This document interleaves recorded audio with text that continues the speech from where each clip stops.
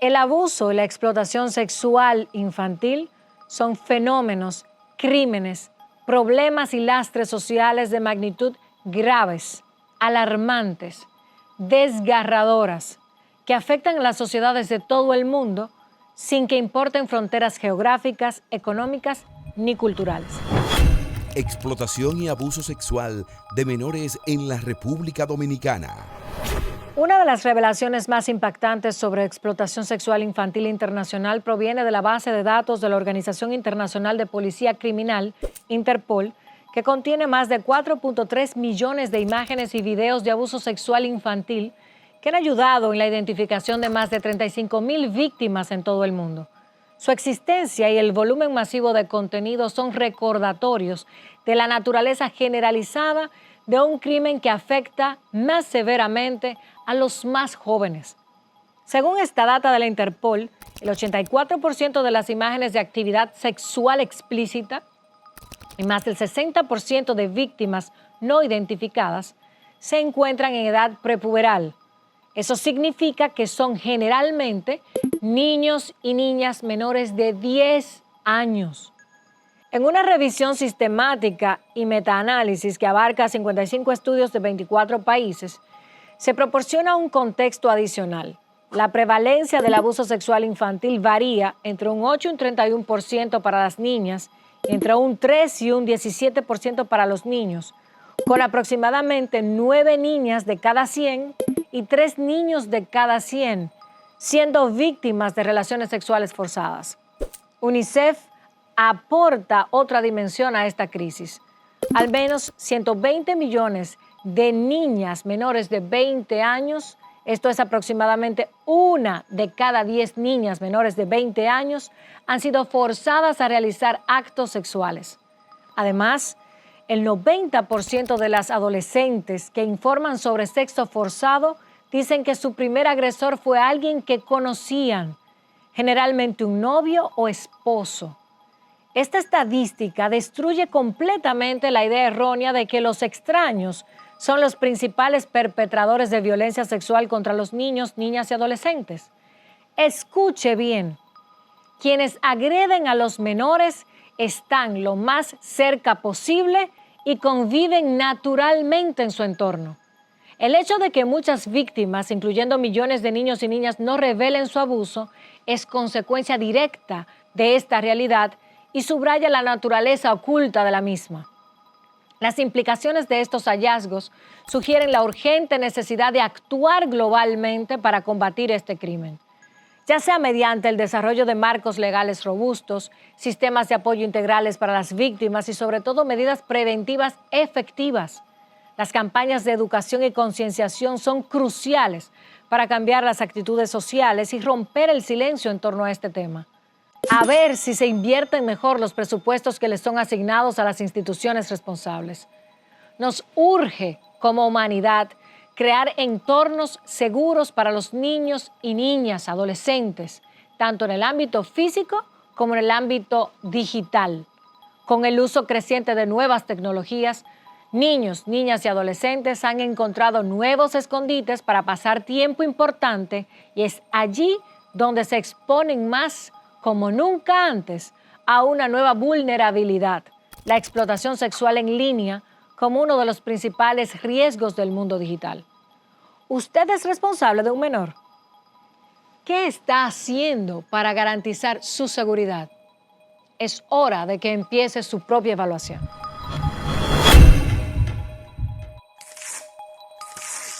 Hola, soy Fabiana Gorenstein, especialista en protección infantil de UNICEF en la República Dominicana. Bienvenida, Fabiana, a Esfera Global, tanto placer. Muchas gracias, gracias por la invitación. Hablemos un poco sobre el tema de hoy, que es muy fuerte: abuso sexual, explotación sexual de los menores.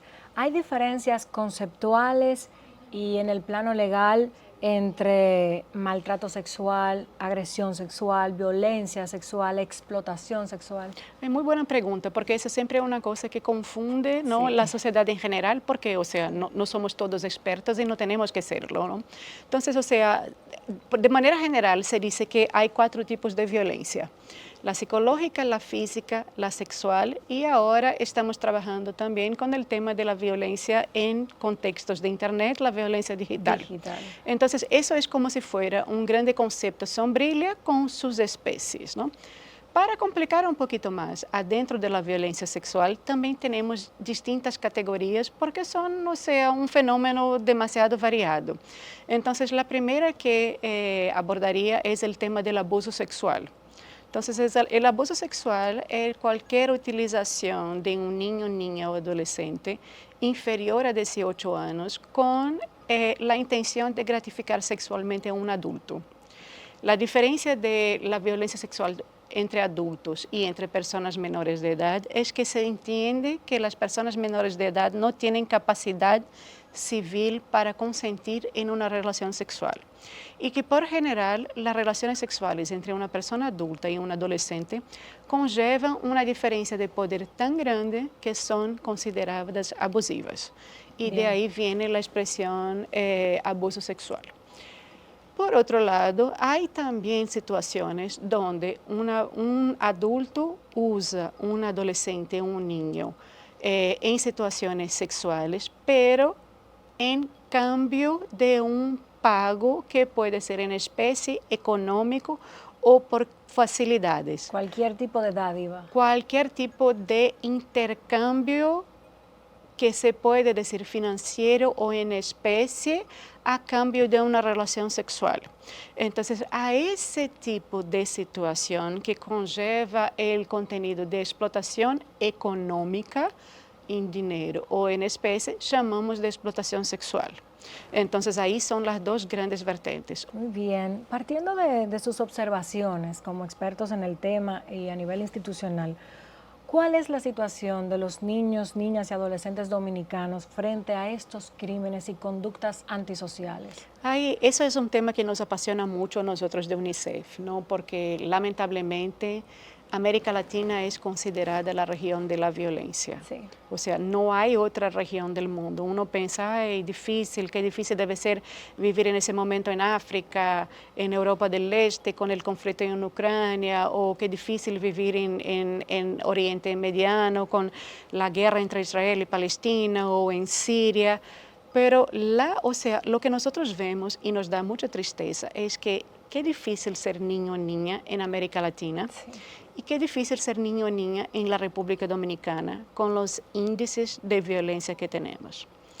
No estoy diciendo que hay un aumento de violencia en República Dominicana. No. La realidad. Lamentablemente lo que estoy diciendo es que la realidad, y nosotros estamos monitoreando los datos de los últimos 5 años, es que seguimos conviviendo con niveles altos de violencia contra niños, niñas, adolescentes y las mujeres en este periodo. Eso no viene de ahora, tiene razones culturales, tiene razones sociales, pero, o sea, la situación es preocupante. No es de las peores, pero hay cosas que debemos hacer para mejorarlas. ¿Cuáles porcentajes, por ejemplo? Si comparásemos con América Latina, respecto de quién, un referente y en qué posición estamos. Es muy diverso. ¿Y ahí por qué? Por ejemplo, cuando nosotros pensamos en violencia en América Latina, una de las cosas que nos llama atención, y para ver cómo es difícil el tema de la violencia, me encanta, es el tema de los homicidios o de la violencia letal.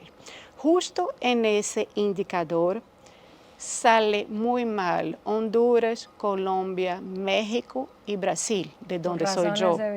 Por razones evidentes, ¿no? El tema del narco, el tema de las organizaciones criminosas transnacionales, o sea, la circulación de armas. En esos países en conjunto se han matado más niños, niñas y adolescentes que en los conflictos bélicos declarados. Entonces, o sea, en este indicador, República Dominicana no sale mal. Claro. No es que estamos bien. Por la situación sociocultural, ¿no? Sí. No tenemos esos elementos. No es que estamos bien, pero no estamos mal. Estamos dentro de una franja aceptable.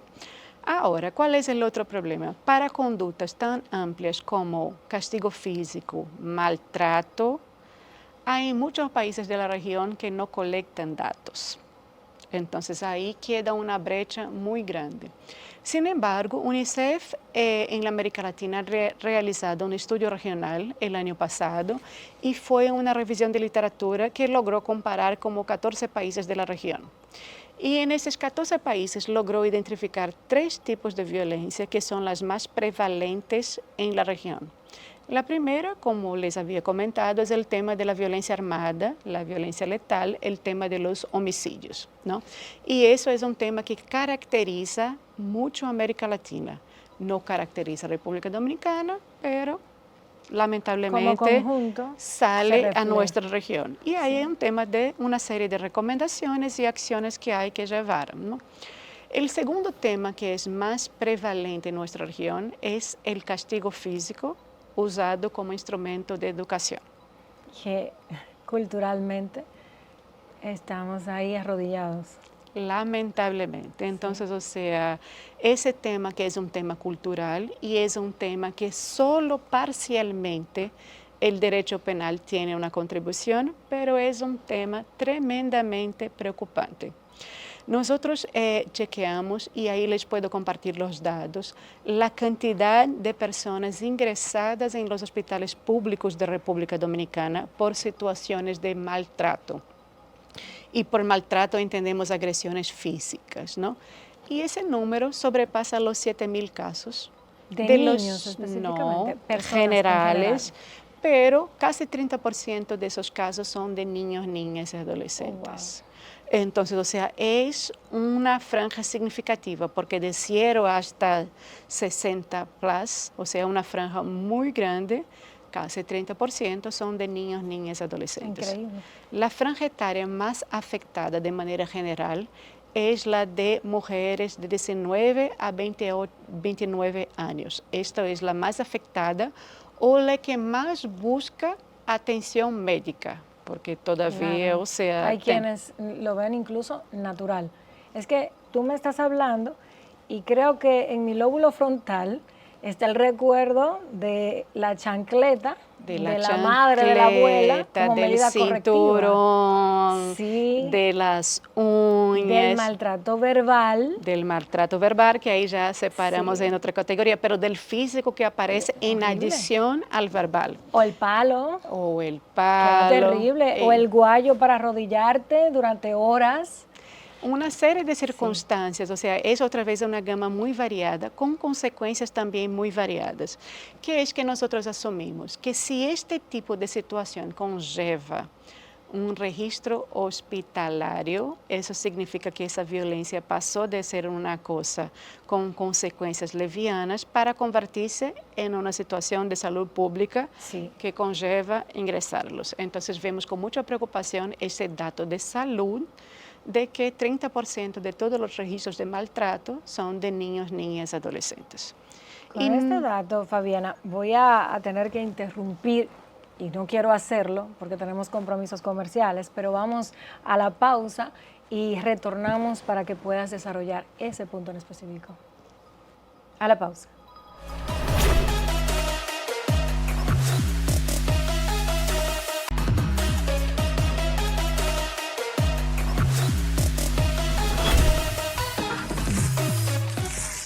Fabiana Gorenstein, hoy en Esfera Global hablamos sobre abuso sexual de menores en la República Dominicana. Gracias por estar con nosotros, Fabiana. Yo encantada. En el bloque anterior estábamos compartiendo datos espeluznantes.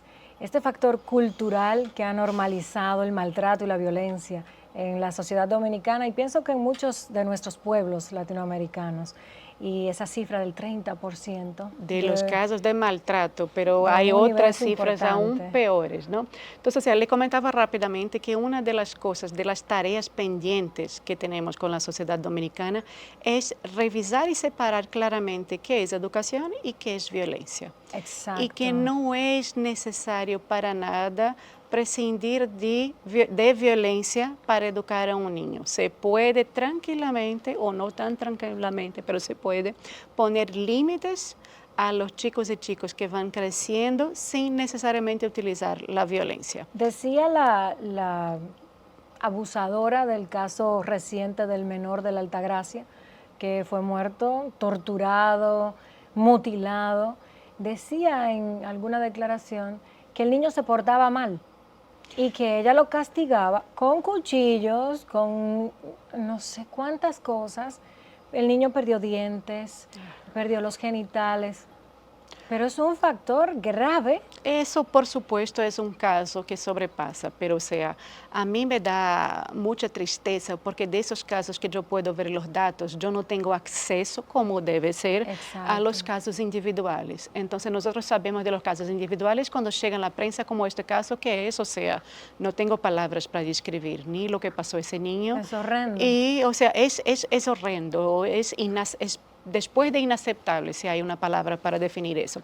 Pero está claro, o sea, que esos casos sí se pueden detener con un mensaje claro que parte de la legislación dominicana para decir, violencia y educación son cosas distintas y violencia no puede tener un apellido de educación. Son cosas distintas, son campos que no se mezclan y no es necesario. ¿Ustedes en sus investigaciones han detectado el comercio sexual de menores de edad? Sí. ¿En qué provincias está más presente? Regresando al caso de la violencia sexual, antes de pasar a tu pregunta, te voy a dar un dato. Revisando las estadísticas otra vez de ingresos hospitalarios, 70% de los casos de violencia sexual o de violaciones conllevan víctimas niños, niñas y adolescentes. Wow. Entonces, o sea, cuando yo decía al inicio que la situación del país, que es difícil ser niño, niña o adolescente en República Dominicana debido a la violencia, me estoy refiriendo a esos indicadores de violencia que tenemos, ¿no? Entonces, o sea, registros hospitalarios, violación, 70% de los casos que llegan a los hospitales tienen por víctima un niño, un adolescente. En otra encuesta, la ENESIN, encuesta experimental sobre la situación de las mujeres, 65% de las mujeres han dicho a sus encuestadores que han sido víctimas de violencia sexual. Entonces, lo que lamentablemente nos deja antever es que sí hay una situación de violencia sexual en la sociedad dominicana que está pasando de lo que se consideraría adecuado, si es que hay algo que se puede considerar adecuado, porque nosotros queremos vivir sin violencia, mucho menos la sexual, ¿no? Entonces, se ha instalado como algo normal. Se ha instalado. ¿Desde cuándo? No sabría decir. ¿Por qué? Porque en nuestros países no hace mucho pasamos por dictaduras, los procesos de equidad de género. Las mujeres han conquistado derechos hace muy poco tiempo. O sea, imagínate, ¿desde cuándo votamos? La mayoría de los países de América Latina desde los 70, son 40 años. Y recuerda, Fabiana, que esta es la sociedad donde nuestras madres y abuelas fueron madres a los 14, 15 años. Y nadie les preguntó, se querían casarse, se querían ser madres, o sea, no había donde otra opción. La voluntad no era importante. La voz y el consentimiento y la visión de las mujeres no era importante. De cierta forma, similar con los niños ahora. O sea, donde nosotros no preguntamos, nosotros actuamos, o sea, con patrones culturales que no son los más adecuados en términos de garantía y de derechos de los niños, niñas y adolescentes. UNICEF ha advertido que esos tipos de violencia vienen de los más cercanos. Claro. A veces estamos buscando fuera del entorno familiar. Los estudios, no solo de UNICEF, pero de otras universidades públicas que se han dedicado al tema de la violencia, ya han podido encuadrar que la violencia contra los niños lamentablemente viene de la familia o de su comunidad, tanto para la física cuanto para la sexual. Son por regular una persona que o tiene un contacto directo, que es un tutor, un cuidador de la víctima, o es una persona a quien la familia confía y le da acceso integral al niño, niña o adolescente. Entonces, si en otras regiones, como el tema de la violencia letal, siempre se piensa en una extraña, una persona que viene de afuera, alguien que te va a llevar, alguien que te va a robar, en el contexto actual, la violencia viene del hogar y viene fundamentalmente de la familia. Una pregunta que tengo para ti, Fabiana, como experta, ¿no? Ese ojo ya adaptado a la comparación, al estudio, a la profundización, ese andamiaje legal que hay en la República Dominicana puede que dé respuestas eficientes desde el punto de vista de la norma, pero hay una estructura de prevención, de promoción de políticas educación, públicas, claro. públicas del Estado eficiente y qué tan colaboradores son los distintos responsables en las instituciones con organizaciones como UNICEF? Claro, mira, no, tenemos una cooperación muy buena con el Estado Dominicano para el tema de la violencia física, pero también para el tema de la violencia sexual. Hay políticas que no son, uno no puede, de inicio puede pensar y puede no ver la conexión de inmediata, pero cuando nosotros sentamos a estudiar vemos, por ejemplo, el tema de los cuidados con la primera infancia, las guarderías, los servicios para primera infancia, son fundamentales para disminuir los castigos físicos contra niños y niñas. ¿Por qué? Porque parte de las situaciones que nosotros logramos mapear, parte de la violencia se destapa cuando los cuidadores están en un estado de exhaustión que ya no pueden más. Claro. Y yo estoy segura que quien está asistiéndonos y que es papá, mamá o tiene a su cargo un niño sabe de lo que estoy hablando.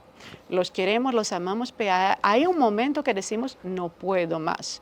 Y por general este es algo que dispara una reacción.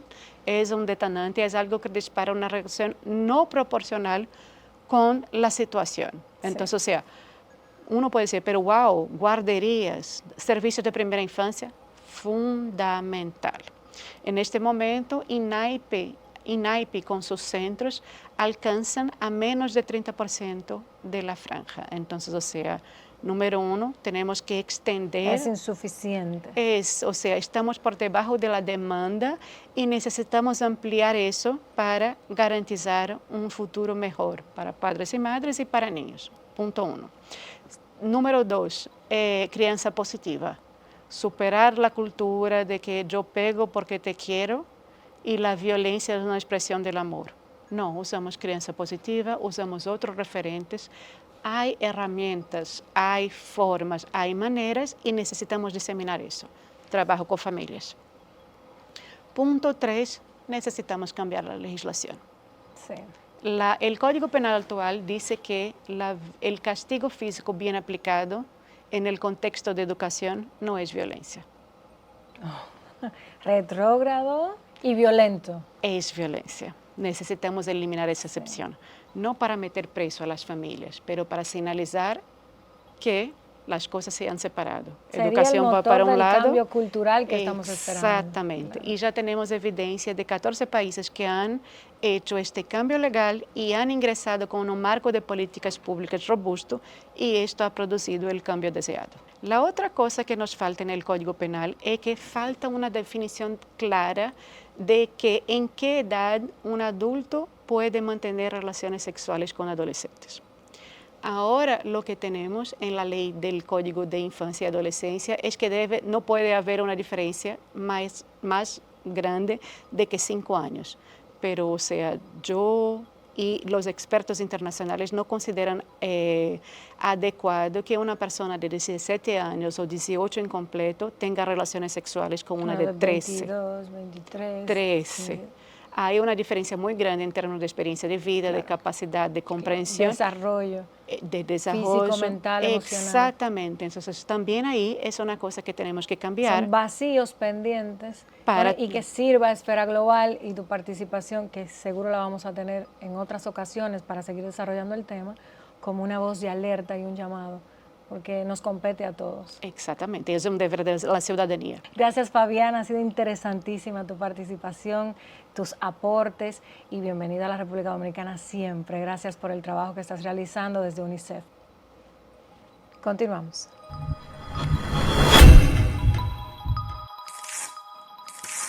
¿Están seguros los niños y las niñas dominicanos? Amparándonos en un estudio realizado por la Misión Internacional de Justicia, la prevalencia de la explotación sexual infantil en la República Dominicana se ha reducido notablemente desde 2014. En 8 años, la incidencia de explotación sexual y comercial sobre niñas, niños y adolescentes disminuyó de un 10% en 2014 a un 2.2% en 2022. La problemática, sin embargo, persiste en varios puntos del país, donde los menores de edad son ofertados como productos a precios bajos, en ocasiones a través de catálogos. El estudio, que incluyó un trabajo de campo encubierto en 132 establecimientos y espacios públicos donde se vende sexo con regularidad, identificó a 27 menores de edad de hasta 17 años de entre más de 1,000 personas en comercio sexual. Esto equivale a que 1 de cada 45 personas involucradas en el comercio sexual en la República Dominicana es un menor de edad, es un niño, es una niña o es un adolescente dominicano siendo explotado sexualmente. A pesar de la disminución de esa cifra o porcentaje general, la existencia de menores abusados y explotados sexualmente en ciudades como La Romana, Santiago de los Caballeros, el Distrito Nacional, Santo Domingo Este y Sosúa es una realidad asqueante. Save the Children, en República Dominicana, agrega que el fenómeno está presente en todo el país. Aunque es de reconocerse que la reducción en la prevalencia de esta forma de explotación se atribuye en parte a la mejora en la calidad de las investigaciones policiales, las acusaciones presentadas por fiscales, así como el aumento en la efectividad de las autoridades gubernamentales en el manejo de los casos. Entre 2010 y 2013, el Ministerio Público y la Policía Nacional trabajaron en conjunto en 8 casos de explotación sexual comercial de niños, niñas y adolescentes. Y esta cifra aumentó a 70 casos entre 2014 y 2017 y a 150 casos entre 2018 y 2021. Pero es que sigue haciendo falta más, mucho más esfuerzo y voluntad política. La normalización de las relaciones sexuales, la comercialización y explotación de menores en esta sociedad, así como la invisibilidad de estas prácticas criminales en las comunidades y en el propio seno familiar, dificultan la denuncia y el procesamiento de los casos. La corrupción y la complicidad de funcionarios en delitos de trata de personas también han sido un obstáculo significativo para combatir eficazmente el problema. Estos informes y estudios, pero es que la propia lógica y los principios morales gritan acerca de la necesidad de mayor y mejor intervención gubernamental, pero también una mayor conciencia pública. Aquí todo el mundo es responsable. No basta con endilgarle toda la cuota al Estado y a los gobiernos.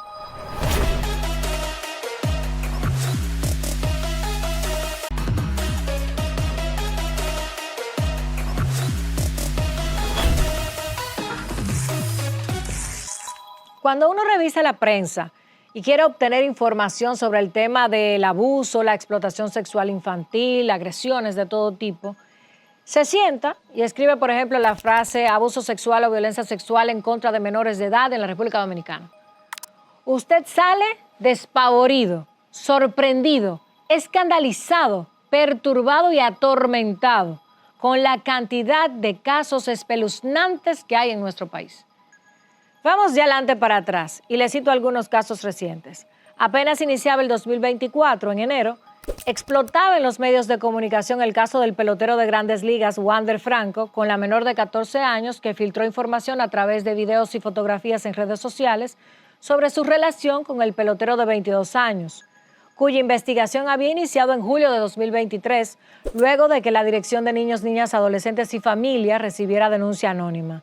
Según los fiscales, la madre del adolescente cometió abuso contra la menor, exponiéndola a cambio de beneficios económicos. Resultó acusado Franco de explotación sexual, comercial y lavado de dinero. Y Marta Vanessa Chevalier Almonte, madre de la menor, enfrentó acusaciones de explotación comercial de menores, lavado de activos y asociación de malhechores. El 5 de enero, el juez impuso medidas de coerción tanto al pelotero como a la madre de la menor y el proceso sigue en curso. El 9 de enero, la Dirección Regional Cibao Central de la Policía Nacional informaba el apresamiento de un hombre acusado de violación sexual y amenaza de muerte a un adolescente en Santiago. El 18 de septiembre de 2023, el primer tribunal colegiado de Santo Domingo Este y Norte condenó a 20 años de prisión a un hombre que en repetidas ocasiones violó y amenazó de muerte a 2 adolescentes de 16 y 17 años. El 10 de agosto de 2023, el juez de la Oficina Judicial de Atención Permanente de San Cristóbal dictó 3 meses de prisión preventiva contra una madre acusada de vender a su hija de 8 años para que abusaran sexualmente de ella. El 19 de julio de 2023, los jueces del Segundo Tribunal Colegiado del Distrito Judicial de Santiago condenaron a Franklin Fernández Cruz, de 35 años a 30 años de prisión por la violación sexual y asesinato de una niña de 4 años en enero de 2020. Y como siempre decimos, no los podemos mencionar todos porque son demasiados. Y de ahí que resulte alarmante en todas las esferas sociales. Pero también tenemos los casos de Rochi RD, denunciado por seducción y agresión sexual a una menor de edad ante la Unidad de Violencia de Género y Delitos Sexuales, y que fue a prisión por ese hecho, pero ya está feliz como lombriz. El caso denunciado por el comunicador Ramón Tolentino, en el que reveló que Masha, la exponente urbana, con apenas 16 años de edad, estaba siendo explotada laboralmente y sexualmente, ayudada con una cédula falsa que le permitía pasar desapercibida en fiestas, discotecas y videos con alto contenido sexual.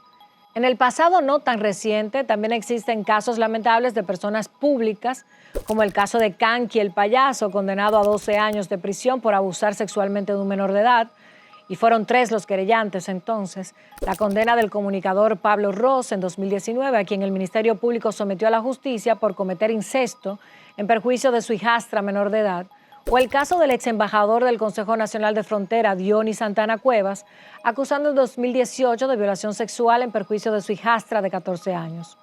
Sea usted el jurado sobre estas cosas nefastas que pasan en nuestro país.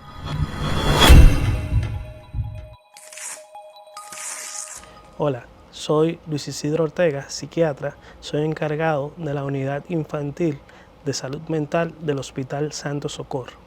Bienvenido a Esfera Global, Luis. Es un placer para nosotros. Un placer para mí estar aquí.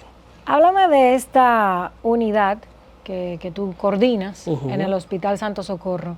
¿Es la única dedicada a estos fines en el país? Sí, en salud mental hay salud mental infanto-juvenil y salud mental de adultos. Hay varias camas, alrededor de 30 o 40 camas en adultos, y solamente hay 10 camas en el Santo Socorro para el país entero. 10 camas para la demanda nacional. Para la demanda nacional. Tenemos pacientes de Barahona, de Samaná, de Higüey. De todas las regiones. De todas las regiones. Y por eso tenemos una alta rotación de camas. ¿Y el proceso para ingreso es imposible?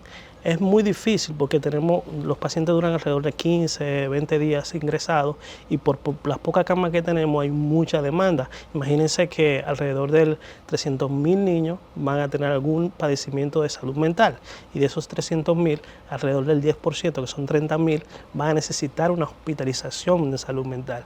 Y las camas que nos dan son muy pocas. Entonces tenemos que ir ajustando mucho de cuáles son las prioridades, de cuáles son los traumas psicológicos más importantes para poder darle acceso a esa persona. También miramos lo que es la distancia, la parte económica también la podemos mirar para poner los criterios de prioridad para usar esas camas. Pero esos criterios son desgarradores porque ¿con qué corazón tú determinas? En base a ciencia quizás, pero la importancia de uno u otro, definitivamente, ¿en base a cuáles criterios? El caso de la violencia y abuso sexual de niños, niñas y adolescentes, cuando se presentan allí, ¿son prioridades? Mira, es que es tanta la incidencia de estos casos que sí es prioridad porque el trauma es psicológico, tenemos que intervenir, pero es tan abundante que tenemos que darle cabida a otras demandas que también de la agitación psicomotriz y todo demás. Fíjense que casi el 40% de los niños que tenemos ingresados han tenido algún trauma sexual, no solamente una violación sexual, sino algún tipo de tocamiento sexual no adecuado, alguna exposición sexual no adecuada, tipo pornografía o algún tipo de esta área, y entonces eso deja secuelas al niño y nos agrava más en ese momento lo que es la patología mental de ese niño, porque algunas veces son por la violación sexual, pero algunas veces por otra causa que llegan. Algo interesante, Luis, la diferenciación conceptual y material entre lo que es violación sexual, exposición de algún tipo sexualmente, y el toque, que no es el toque de cariño, sino es el toque de abuso. Ese toque malicioso, ese toque que a la larga va a convertirse en una violación sexual si no se interviene a tiempo. Y los traumas psicológicos que dejan desde el toque, desde la exposición, no hay que llegar a la violación para dejar una secuela importante en la mente y en la emoción de ese niño y adolescente. Eso es muy importante que lo rescatemos aquí, porque a veces los tutores mismos no suelen darle importancia cuando los casos son dentro de la familia. Claro, y tienden a minimizarlo y muchas veces las niñas y los niños le expresan a los padres, mira, ese tío, ese amigo, ese vecino no me gusta como me ve, no me gusta como me toca, y los padres tienden a minimizarlo y dependiendo mucho de las relaciones de los padres con esta persona, pues incluso a ignorarlo, y luego entonces vienen los problemas del abuso sexual. Y los problemas personales, ¿no? De seguridad. ¿Cuáles son los signos más comunes de abuso sexual? Los que tienen que disparar todas las alertas en los tutores, en los responsables de los menores. Miren, en los niños lo más importante es el cambio brusco de conducta. O sea, un niño que era un niño tranquilo, un niño adecuado, un niño tal vez que conversaba correctamente, pues en poco tiempo comienza a cambiar la conducta bruscamente. Comienza a ser tal vez más extrovertido, comienza a hablar mal, muy irritable. La parte de la irritabilidad es uno de los cambios más frecuentes en los niños. Los patrones de sueño son muy importantes, que lo cambian, comienzan a dormir mal, tener pesadillas, a pensar mucho en esto. En la sexualización del niño, niños de 8 y 9 años comienzan a actuar como si fueran adolescentes y tener conductas sexuales. Eso también tenemos que tenerlo en cuenta, porque la mayoría de las veces porque ya han tenido una experiencia desagradable con un adulto o con otro niño más grande. Otra parte es la parte de cómo comen, de la cantidad y la forma en que comen, también cambian los patrones. La agresividad, muchos niños se ponen muy agresivos, muy hiperactivos, muy impulsivos. Y estos cambios no son constantes, son niños que vienen de no ser así a ser así muy rápido. O sea, que no es un proceso. No es un proceso. Regularmente los cambios, porque lo que están tratando de hacer los niños es decirte que algo está pasando. Y nosotros como padres y como profesionales tenemos que identificar, porque es muy difícil para ellos expresar ese malestar que están sintiendo. ¿Cuáles son factores de riesgo que se deben tomar en cuenta? Mira, los factores de riesgo, lo primordial es el ambiente, ¿no? Cómo se está estructurado a nivel familiar, cómo es la interacción, la comunicación y el equilibrio entre la libertad y el control es muy importante. Eso, si lo tenemos desequilibrado, es un factor de que puede venir en detrimento a que el niño sea maltratado sexualmente. Hay algunos factores psicológicos, como un niño muy hiperactivo, muy inquieto, muy impulsivo. Los maltratadores, ¿no? Los depredadores son muy intuitivos buscando a estos niños, y hay que protegerlo un poco más a esos niños porque tienen más tendencia a que estas personas tengan malas intenciones con ellos.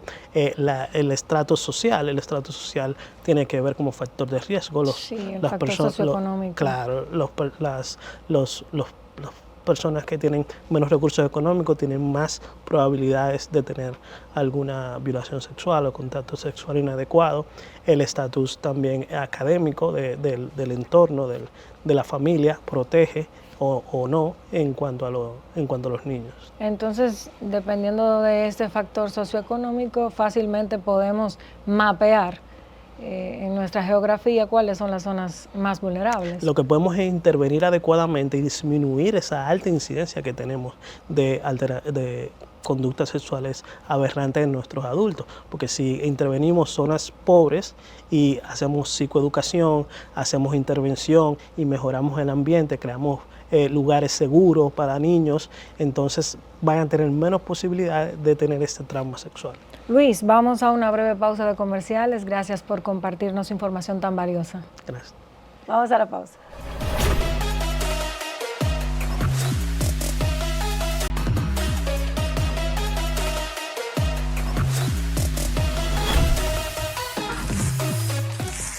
Gracias, Luis. Si ya el presupuesto que invierte el gobierno o cada gobierno en el Ministerio de Salud, lo que se destina a salud, es deficitario y es una cosa bastante irresponsable, claro, incluso en este siglo, que es el siglo de la salud, porque hemos experimentado todo tipo de epidemias y pandemias. Y en la República Dominicana, como el camarón. ¿Cuánto se destina a salud mental? ¿Cuál es el presupuesto que maneja esa unidad de psiquiatría que tú coordinas? Para tener una idea. Mira, hasta el 2019 que tengo conocimiento del presupuesto, a nivel de salud mental general en niños y adolescentes, es alrededor del 0.98%. 0.98%. Del presupuesto de salud pública. Que es ya deficitario. Menos del 2%, era 1.8%, iba a bajar. Ahora, después de la pandemia, una cosa en nuestra unidad, lo que tenemos de presupuesto es lo que el hospital destina hacia la unidad, es un hospital infanto-juvenil, por lo tanto hay muchas otras áreas que también invierten. La verdad es que, como dijimos al principio, hace falta más camas, hace falta más recursos. Sí sé que hay un plan de hacer 18 camas en el Santo Socorro en un futuro. Pero 18 camas. Pero todavía se queda muy corto para la necesidad. Quiero también cuestionar acerca de cuánto cuesta una terapia o una consulta privada para conectar con aquellos casos, y lo comentábamos fuera de cámaras, donde el perpetrador podría ser el sustento del hogar, que es el padre. Eso es así. Y esa madre y esa víctima, que ambas resultan víctimas, obligadas al silencio, porque para la indigencia prefiero la violencia. Claro. Esos costos, ese drama social, cultural. Mira, en promedio una consulta de psiquiatría ronda los 3,000 a 6,000 pesos. Imagínense que tienen que ir una vez cada 15 días, una vez semanal, solamente el psiquiatra. Al psicólogo ronda por ahí también y ellos van semanal. Imagínense los costos que tienen que llevar a estos privados. Y cuando hay un abuso sexual y el perpetrador es el sustento económico de la casa, esa madre o ese padre, si fuese la mujer, pues entonces no solamente tienen que velar por el niño que ha sido abusado, sino por la familia completa, que pueden ser 5 personas. Y esas 5 personas, el Estado no se hace cargo. Por lo tanto, esa madre tiene mucho miedo de qué va a pasar con ella si denuncia, si lleva a los tribunales a ese perpetrador. Entonces, claro, si la familia tiene una seguridad de que va a tener un resguardo, van a tener un apoyo a nivel estatal, a nivel económico, pues va a ser más fácil hacer las denuncias. Y que también otra parte que es muy importante son las secuelas que le va a dejar a ese perpetrador, porque muchas veces se hace la denuncia y por alguna razón no se le da curso o no se le da las consecuencias adecuadas y esa persona que violentó al niño vuelve al entorno del niño. Y toma represalias. Y claro, porque imagínate que él va a venir con esa venganza, vamos a decir, de esa familia que intentó encarcelarlo y van a traer muchas consecuencias a nivel tanto del entorno por la comunidad. También la comunidad se altera mucho cuando hay un caso como este. Luis, un mensaje final quizás para combatir la normalización de la violencia y del abuso sexual como cultura en la sociedad dominicana. Miren, yo creo que lo más importante es comenzar a hacer políticas públicas muy claras y desde la base, desde la formación de los médicos, la formación de los abogados, la formación de la parte comunicacional, porque es muy importante cómo nos comunicamos como sociedad.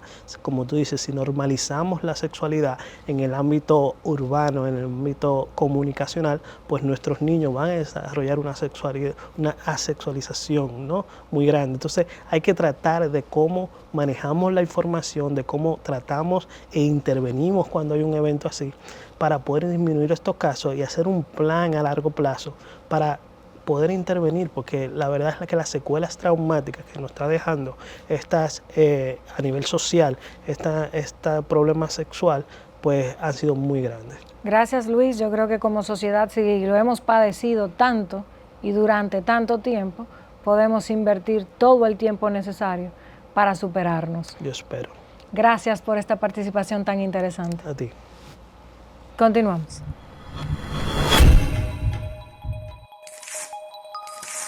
Sobre las relaciones sexuales entre adultos y menores de edad, No ha faltado razonamiento en la República Dominicana. Por ejemplo, el epidemiólogo Julio Castro ha instado a unificar esfuerzos entre el Consejo Nacional para la Niñez y Adolescencia, CONANI, la Policía Nacional y la Fiscalía para aplicar consecuencias penales en estos casos, que tienen consecuencias irreparables en los menores, física, emocional y psicológicamente.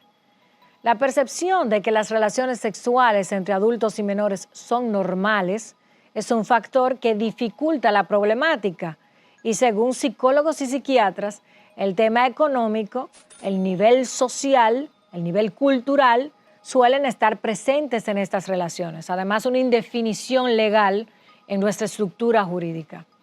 La legislación dominicana en esta materia sanciona con cárcel a los adultos que sostengan relaciones sexuales con menores de 18 años, pero hace falta trabajar más en esos límites entre adultos sosteniendo relaciones con menores o con adolescentes.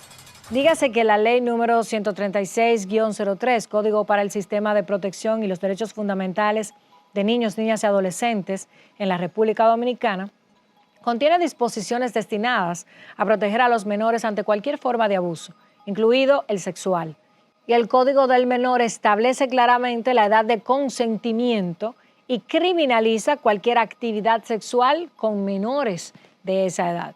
Aún así, los casos continúan ocurriendo con frecuencia y más gravedad.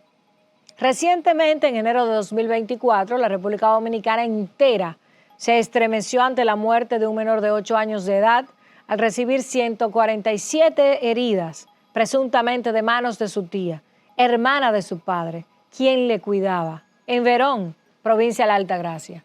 A este menor le torturaron hasta la muerte, lo violaron, lo mutilaron, presentaba pérdidas dentales y denunciaba a la madre que después de muerto le quitaron los ojos.